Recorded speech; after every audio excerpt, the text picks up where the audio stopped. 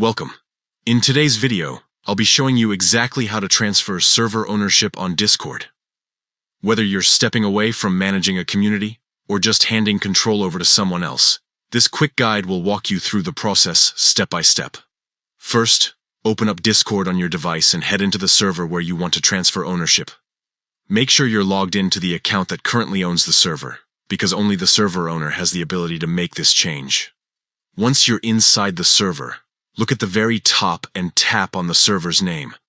This will open a small drop-down menu with more options. From there, you'll want to go into Settings. Depending on your device, the menu may look a little different, but you should see the option labeled Settings. Tap it to continue. Inside the server settings, scroll down until you find the section that says Members. That's where all of the people in your server are listed. Here, you'll be able to see every member, along with some quick options next to their names. Now find the member you want to give ownership to. This should be someone you trust completely, because once ownership is transferred, they will have full control of the server. When you found them, tap on the 3 dots that appear to the right of their name. A small menu will pop up, and in that menu, you'll see an option that says Transfer Ownership. Tap on it. Discord will give you a quick confirmation screen just to make sure you really want to go through with this. Read it carefully, and if you're ready, confirm the transfer. That's it.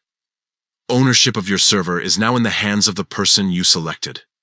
From this point forward, they'll be the one with all the administrative power, the highest level of control available on the server. And there you go. Those are the simple steps to transferring server ownership on Discord.